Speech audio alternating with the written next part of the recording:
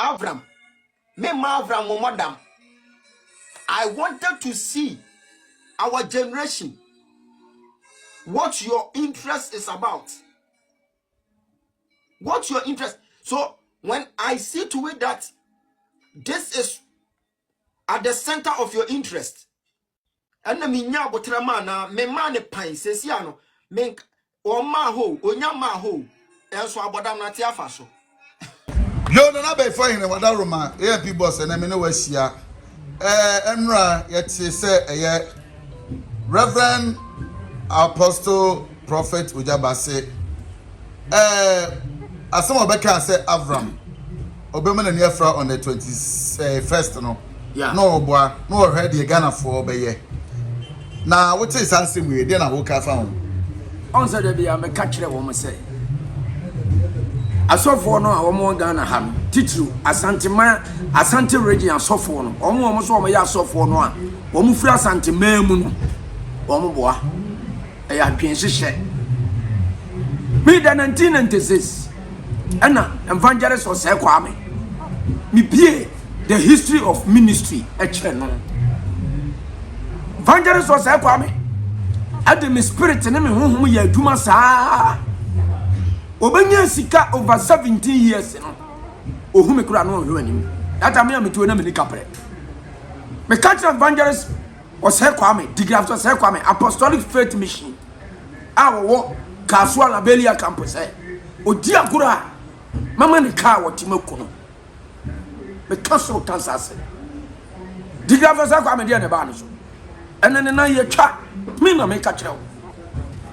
me nim di asofo no me no ma nante atwe ena wo ma di me ho adi me spirit ne ne de me ekuta me na so ma che Ogyaba wo mu wo tumi wo Ghana ha won ka ho agia sali assemble no bope me ba me ka chon se wo mu nya dede no mo ye na dede no mo ye no enkosi aga so me ne honhom ekuta papa no bope tumi wo anya se tumi no bope tumi wo but nya de e betumi aye aduma because of wo mu tumi mfa wo mu problem no antutu nsani wo matuntum e wo no bope emua Reverend Adiasale atai efiri se wonu ba bia wodi wasoma koduro no obu omumra nso wonfom yewura na asante yene ti wonfom mra amra bibi obaye bia ayema no sanete timi ka kire mo se sa sofo no ye fe no Ogyaba no waye ata o atikeke emuseni no so eye kin ko an obo but asema asie no wo kan se be yanka afram beka se wonko osuro ana me ka kire afram sa afram mi do nyankopon me snap ni me snap amunu twan eni mi didi na na Abeyifo ni makoko ni sa afram ye na de se o ba repent se onko mi do nyame me kuna to adwene sunsu so no wo hia me ma chance me bom ntaba mutu me twa na firi ho mi do nyankopon afram se me de hye me sign na nkonde na still na akura na sore ho no on the 21st no ya be ko ho wachebo sasa wantimi ama Abraham modamo a yanhena sore me need the first person me carry the spirit of vote ama Jeffrey suraba tona sore ma hye no a obi anso Manchester obi a papa o make me se me na me ka kire no na me di anti na ma ba transfer no anya bibi anti o abofra bi anu aye rasta no a wo me de ne ba Ogyaba so dem a wo se wono no penso ontena ho ma komfa no che the second emma no anu ti na mbaye muntie me enanu ti na matrans obi ani Ghana me do nyankopon eba physical mi mu no ba sunsum de I don't fear any human being eba spiritual me se wo de wo den atobra na me ntomra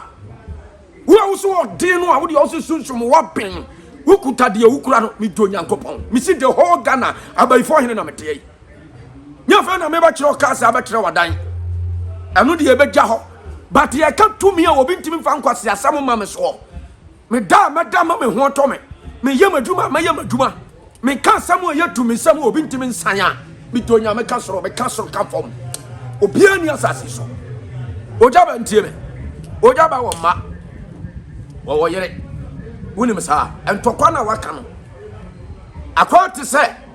wonyame apamadaka ne kono a efrato a osofo no made wo nsa koso mu no nyame ahu wo mobo wo nami hu mobo ta apamadaka no osiade so a ebefrato no a osofo a kokunkurum bia ne ma ade wo nsa kosom se be ya apamadaka ne ntofom no onyankopon kum wo mo Ogyaba waka ntokwa chene na Abeyifo Hene na wonya sure say ade a Ogyaba ye susu so bi antimi mo ne nyankopon te because na ade a nyankopon na se nyankopon ntimi nya na ase there because waka se wudi nyankopon tumi be fra eye Avram ani na se kire wo se Bible say na wo kadi agora na se na wo so nyankopon ara na se there ma men kasem kire Ghana for asema mekan bekuta men sam snap eni anya snap sini ni bie so hwa me transform me kuta makoko e dia ni brand e kasa me hwa cha ma woro nie muntie me didi na Abeyifo Hene Ogyaba oso onyankopon na fra no onyame na asoma no se sabie buru sabie nyado omre wiase meka nsempa nkire nipa oboa eye tro mi Ogyaba ba bi o hia ya wo pra ne kon be fa so aye nyame adwuma apega no me wo hobi me che wade safo bi ya fra no Reverend Kwakubofo odi amono kwaku antwaje mi to nyankopon mi kwaku antwaje wade me ka Benz tia roba asema me ka me boa tegale wo ya dance asema me ka sa odi amono kwaku antwaje a fra no Reverend Obofo 2 years ni a wo ba ya 31st night ewo o was me patrot ye ni yo santase o was park no so hono mini ni pa wo frɛ me ne me kasa se mitimi ma nipa ba program no a wo ye no ne buso ne nipa nyina hunu sampa ya kan hu sambone atwe ne doma ba wo ba totie roba Benz wo ka sem no na wa sole mba wa wo sofo ba ya fra no sofo ma me adoma sema me kan na no mutie nsa o timbi na wan kasa wakola ya fra na siw mu no timbi wona me kasa no na recording hye me ho that time no me phone hye me ho na me recordo ensem bebri utam ka ma me china santima mu ba bi atwi nipa firi nsuta twabi kwa amangu ase afija ase mampon kuruwi abaya besi mampontre ampa bocha wo hye me no metemi baye temi koku niama gudi paso amu gitwiri disrada bagu santase wo was ampa wusom no ba so gi sika twitwiri die koi kwakwantu agei sika hotama me 200 million na no min twatro asoma me kan sa wo me promise me o ma me 200 million me den sangu form de atoso mienu promise me no se metimi ma wo ase ye ma ebuso a obatotie roba Benz e de atweme me patwo emfrie mienu ni kwakwantu agei mente wo nka sasoma me kan me boa nananum awo Ghana nyina abosumaduasa eni adanse nananum abosum motia nkratwe ni sumda munya mugupum nyina muntie me ampa anu nti na me ka tro se mi wotumi amede kasa Ogyaba nya sofo Ogyaba onya sofo owisu adwene so Ogyaba so onya sofo a savie buru savie nya do ene date kwamna na date ya say and I on the 13th was to mun twa date mama me pese nipa ba hunu se me twa to and I 13th and I on the 13th so Ogyaba say wo ya sofo ampa Ogyaba makasa mi fransu afreja friends amafo afre motia me frɛ obri kɔfɔ kɔmfa no kye ne nkwaso o ba fo sabie buru sabie nya do una so kɔgye sikadwa kofia ba wo de bai ampa upagya apoma hwewie ma de akye san wo ba wa nwaso no mosuo nti yenim de waye mpokuma se gi ewiase nyina nya mfaso wo din na da so kɔmfa no kye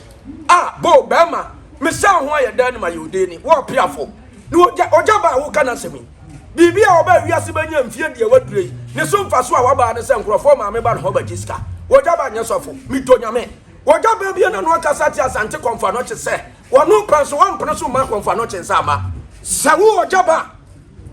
onyame mfrau na asi nyame afrau ana wo kasa afi wei osoro ni asase mfa wo kra nhyemensa sawo 21st ya wo kano wo dwane no antimi anko a asa wo bie wa no se wo tumi ompene ma komfa no che da sika na amanti wo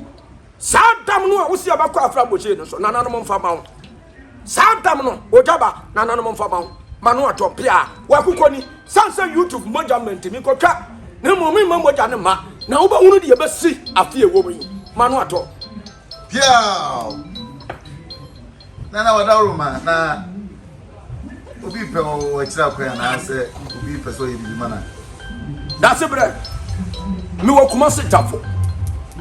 wo sitafo ahimfie ho a ahimfie ho a wo so hwe na Abeyifo akwara ba kire wo na paso on me di nkomo kasa me number is 0542 90 80 20 0542 90 80 20 number we bam hodalet afram tie wo afram mamen kasam kire wo ba ye nyuna ye nyuna wo ba ye hia ye hia manipa nyina hu sa ukuta ba ye ni bi man fam spare obi sense ya oduma nkoma tete kwa afram onyankopon ye bi afo bo soro ne asase mi mu na nim tia da na mo tie akan ma no ya dwene si anim nyansa ya ni ate ya ma wiase hunu no kore mo pa mo sa me hu nkobusa despite se da ba na despite akobo som so da pato de anim na ni die ma ni kurom duamo ase ensuo ni nua ne mepo every blessed year bia wode ni sikako ama sabi tumi kase e wo kurom hoje ya patade ade manyanka enwisia amrewa mobrowa da ba no wate despite ho asembone se wo lusuda muntie me yatu anyankwase afo mi kwakire wo ka mi medam mi nia gro mi kwakire wo ka mi medam anso me nya kasesam afram tie honhom na me dia mawo 18 years ni no a wo de ye adwuma no na wo ye nyame adwuma na me ka kire wo se emmoa wo nyame mfrɛ wo tiase wo ma me bɔ wo so sha hene anim ampa afram wo ba ye behema ensuro obi a wo gana ha frisa obi no betimi ekun obi antimi nsa okra de wo bɔade no enti manipa huru ba bia wo gina eni asofo nachi omo ya kohwifo wo mo pa kote kase mu am kote no mu pasa ya kase me pa totie mu am nso ne mo man ne mo yere no mo tie na huto ni fie kwase bi ebu kwase a me pa totie kwase bi wabu kwase a wo de bedame asase so nyina me ne nipa metimi pagya ba bo anadwo eyi ufura asase so sunsun wo de jaje ho asamba no adiatia wa aba ne be ko no so lawyer na abu kwase ya wo de na oba sunsun aba ne be ko no so minsroja samuni mu a munkobu sa free fakatakie samuni mu a munkobu sa jankuto bu so koro mo so apia me na me no hwi fom se pupum minima sofo ni nyina kumasia sofo bia wo free bia otenkran bia wisu adwene nyame frɛ mo no nyankran no de ma mo momra mu kurom aha kohwifo akura do so wa ha nkran so wo mo ye nipa wo mo so asofo ebeba wonyame ye difo okuro bia mu a wontra boda nkokuro foforo enti samusemo ya difo a mukuroi ya bro Ghana economy kura nye